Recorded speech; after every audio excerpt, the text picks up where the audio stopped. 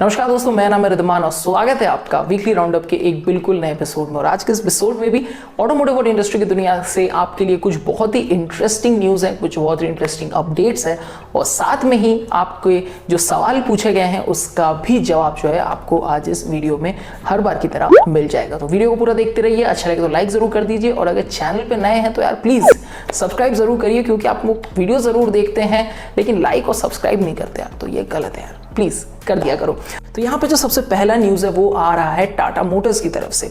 अब टाटा मोटर्स ने जो है एल्ट्रॉस को एक और भी ज़्यादा वैल्यू फॉर मनी ऑप्शन बना दिया है। जो XT वेरिएंट है उसमें आपको देखने को मिल जाएगा ऑटोमेटिक क्लाइमेट कंट्रोल। हालांकि ये वेरिएंट जो वैसे तो बहुत ही बेहतरीन तरीके से लोडेड है, इंफोटेनमेंट सिस्टम मिलता है, डिजिटल MID है, बहुत सारे जो तमाम फीचर्स हैं आपको इस कार में देखने को मिल जाते हैं। लेकिन अब तक जो है इसमें मैनुअल एयर कंडीशनर आता था, बट अब टाटा ने जो है कंपटीशन को ध्यान में रखते हुए यहाँ पे XT में जो है दे दिया है ऑटोमेटिक क्लाइमेट कंट्रोल। ये जो ऑटोमेटिक क्लाइमेट कंट्रोल है दोस्तों अब तक सिर्फ और सिर्फ XZ and XZ optional variant में देखने को मिलता था, बट अब जो है आपको XT में भी देखने को मिलेगा। और सबसे बड़ी बात कि इसके लिए जो है उन्होंने इस वेरिएंट का कोई भी प्राइस इंक्रीमेंट नहीं किया है, जो कि वाकई में एक बहुत अच्छी बात है। और ये जो वेरिएंट है अब एक और भी ज्यादा वैल्यू फॉर मनी ऑप्शन बन गया है। तो अगला न्यूज़ है दोस्तों वो वाकई में बहुत ही इंटरेस्टिंग न्यूज़ है।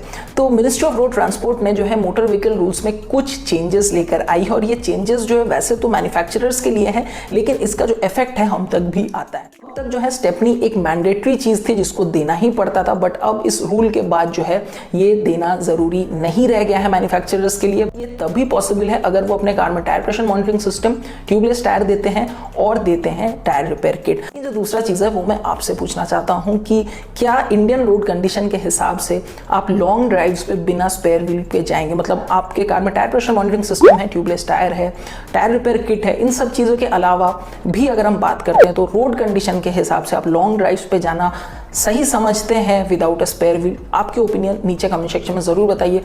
और यहाँ पे स्कोडा ऑक्टाविया के नेक्स्ट जनरेशन का जो है एक टेस्ट प्रोटोटाइप स्पॉट किया गया है। तो और ये जो टेस्ट प्रोटोटाइप था ये बिना किसी कैमोफ्लेज के था, तो ओवरऑल जो भी सारी चीज़ें हैं नए ऑक्टाविया की वो हमें क्लियरली दिख रही है। हालांकि ये मॉडल जो है ग्लोबली तो आ चुका है, बट इंडिया में जो है ये अवेलेबल नहीं है। और अब जबकि हमने पुणे के साइड में एक नया इसका टेस्ट म्यूल देखा है, तो लग रहा है कि आगे चल के जो है स्कोडा इस कार को भी लॉन्च कर देगी। जहाँ तक बात है इस कार के ओवरऑल पैकेज की, तो इसमें आपको एक बिल्कुल नया डिजाइन देखने को मिलेगा। इंटीरियर्स वगैरह जो बिल्कुल नए हैं, 10.25 इंच का वर्चुअल कॉकपिट, HUD और मतलब जितने भी तमाम हाई एंड प्रीमियम फीचर्स होते हैं वो सारी चीजें आपको देखने को मिलेगी।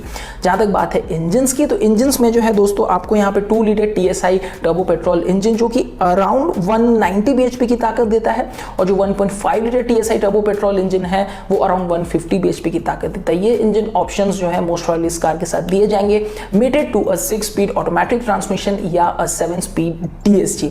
ये कार जो है डायरेक्टली कंपीट करेगी with the likes of Elantra and Honda Civic. तो आगे चल के ये कार जो है हमारे मार्केट में भी लॉन्च हो सकती है। अभी इसके बारे में जो बिल्कुल कोई ठोस न्यूज नहीं है कि स्कोडा जो है कब तक इस कार को लॉन्च करेगी, बट लेकिन हाँ मोस्ट वाली 2021 तक जो है ये कार ऑफिशियली हमारे मार्केट में लॉन्च हो जाएगी। Venue IMT I would say intelligent manual transmission वाली सबसे पहली कार इंडिया में वेन्यू जो है ऑफिशियली लॉन्च हो गई है। 9.99 लाख की कीमत पे जो है इस कार को इंडिया में लॉन्च किया गया है।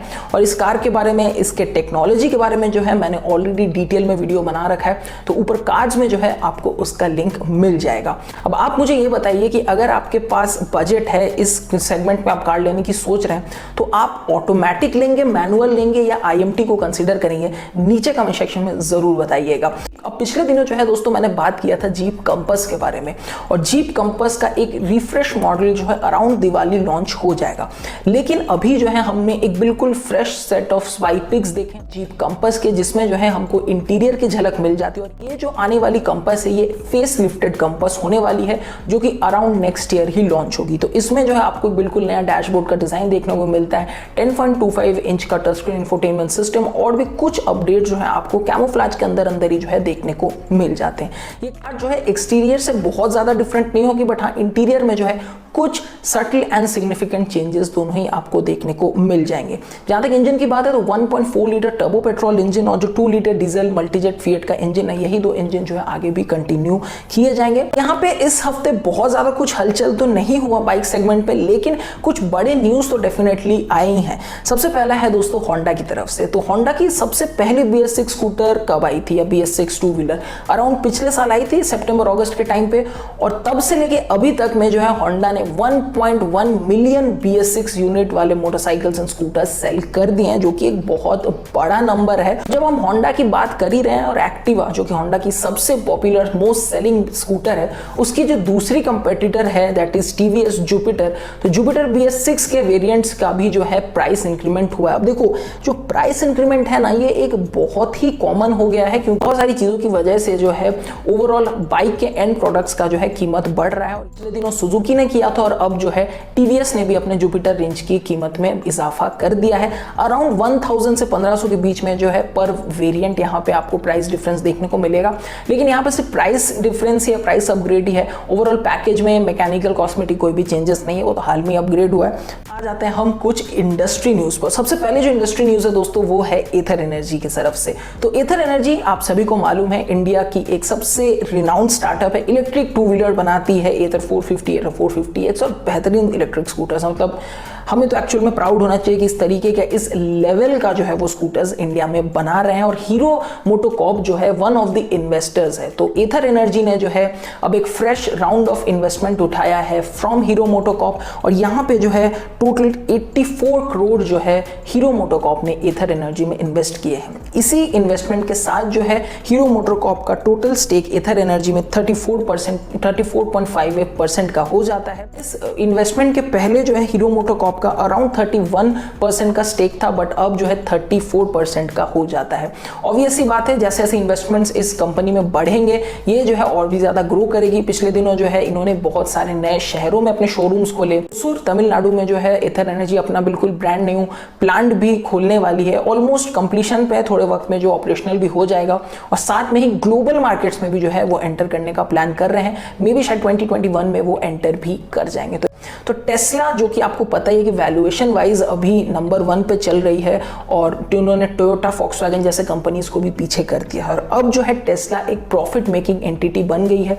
काफी ज्यादा प्रॉफिट जो है टेस्ला को फाइनली आने लगा है। तो अगर हमसे बात करते हैं अप्रैल से जून की ही, तो टेस्ला ने जो है अराउंड $104 मिलियन का रेवेन्यू किया है।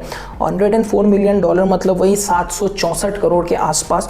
और अगर हम टोटल रेवेन्यू की बात करते हैं तो $6.04 बिलियन का जो है उन्होंने रेवेन्यू या आई वुड से प्रॉफिट उन्होंने जो है गेन किया है। अब इसी के साथ जो है इलॉन मस्क, जो कि आपको पता ही है कौन है, नहीं पता तो गूगल कर लो और उनके बारे में पढ़ो, बहुत इंटरेस्टिंग आदमी है। तो इलॉन मस्क जो है अब वो कह रहे हैं कि हम अब आगे कोशिश करेंगे कि हमारे कार्स को जो है ज़्यादा से ज़्यादा अफोर्डेबल बनाया जा सके।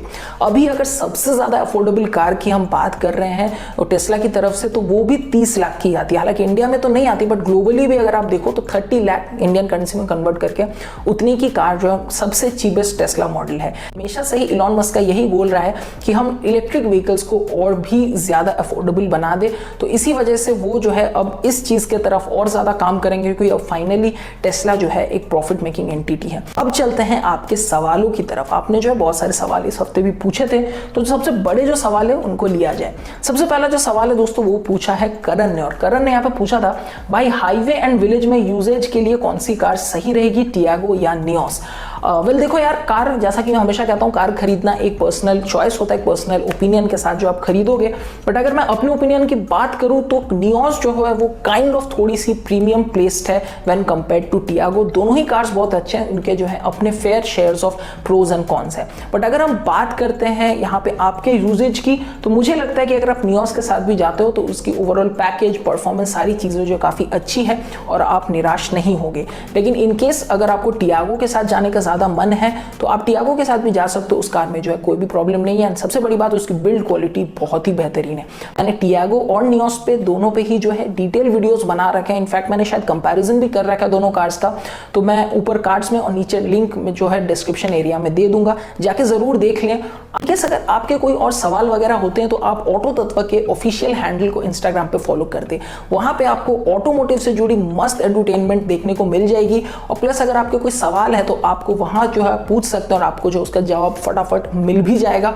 कोई भी काइंड ऑफ सवाल हो, असिस्टेंस चाहिए तो आप वहाँ पे जो मुझसे पूछ सकते हैं। ऑटो तत्व के ऑफिशियल इंस्टाग्राम हैंडल को फॉलो करना मत भूलना, और अगर आप मुझे फॉलो करना चाहते हैं तो आप मुझे @riddhi10 पे, इंस्टाग्राम पे, ट्विटर पे, हर जगह जो है फॉलो कर सकते हैं।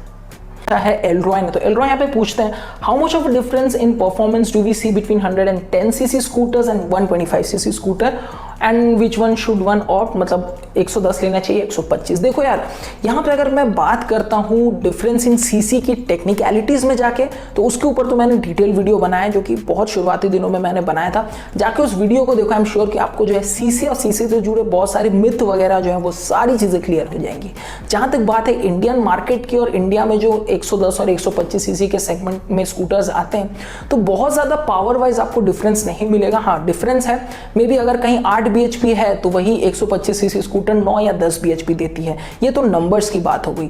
ओवरऑल अगर हम पैकेज की बात करते हैं तो 125 सीसी स्कूटर्स में जो है आपको कुछ बहुत अच्छे पैकेजेस मिल जाते हैं जो कि डेफिनेटली थोड़े से प्रीमियम है व्हेन कंपेयर टू दी 100 या 110 सीसी के स्कूटर्स। अब ये आपका टोटल चॉइस बन जाता है कि आपका बजट क्या है और आप किस सेगमेंट पे लेना चाहते हो। बट अगर मैं अपने पर्सनल ओपिनियन की बात करूं, अगर आपके पास बजट का कोई कंस्ट्रेंट नहीं है तो गो विद 125 सीसी स्कूटर, क्योंकि वहां पे जो आपको कुछ प्रीमियम ऑफरिंग्स भी मिल जाते हैं। साथ में ही जो है कई बार डायनेमिक्स जो है 125 सीसी स्कूटर्स के, स्पेशली अगर हम बात करते हैं एक्सेस वगैरह की, तो वो बहुत ही अच्छे हैं। क्वेश्चन वो पूछा था मुझे विकास ने, और विकास ने यहाँ पे पूछा था CBR 150R कब हो रही है इंडिया में लॉन्च, कंफर्म डेट बताओ। वेल देखो, अगर आप सोच रहे हो कि जो ग्लोबल मार्केट में CBR होंडा ने लॉन्च किया है वो इंडिया में आएगी, तो भाई इसका उम्मीद बहुत ही कम है। तो इसके लिए जो है आप वेट नहीं करो तो अच्छा है, क्योंकि अभी जो है मार्केट की डायनामिक्स बिल्कुल चेंज हो गई है। अगर हम पुराने CBR की भी बात करते हैं तो अगर आप यामाहा R15 जो कि उसका डायरेक्ट कंपेटिटर था उससे कंपेयर करोगे ना, तो वो बाइक जो है बहुत ज़्यादा उस हिसाब से ग्रो नहीं कर पाई, हालांकि पैकेज बेहतरीन था। और यहाँ पे अब जो है मार्केट इतना इवॉल्व कर चुका है कि लोग जो है 250-300 सीसी में अब ज़्यादा देखने लग गए, ऑफरिंग्स भी जो ज़्यादा आने लग गई है। तो मोस्टली 150R जो है ग्लोबल वाली इंडिया में अभी सेंस होंडा के लिए बिजनेस वाइज, सेगमेंट वाइज जो उतना नहीं बनाता है, तो उम्मीद तो कम ही है कि ये कार जो है ऑफिशियली अभी मार्केट में लॉन्च होगी। अब और भी बहुत सारे क्वेश्चंस थे जिसको मैंने ऑलरेडी रिप्लाई करके आंसर दे दिया है। वीक जो है क्वेश्चंस के लिए एक पोस्ट डालता हूं कम्युनिटी टैब पे, आप वहां पे देना ना भूलें, क्योंकि वहां से जो है डेफिनेटली 100% आपके क्वेश्चंस जो है पिक किए ही जाएंगे। विद दैट गाइस, आज के इस वीडियो को यहीं पे खत्म करते हैं। होप कि आपको वीडियो अच्छा लगा। अच्छा लगा तो लाइक कर दो, चैनल पे नए हो तो सब्सक्राइब कर दो। मैं आपसे मिलता हूं अपने अगले वीडियो में, और जाने से पहले जैसा मैं हमेशा कहता हूं, always fast seat belt on, drive and always wear protective gears and helmet when you ride. Till then take care, good bye and always follow traffic rules.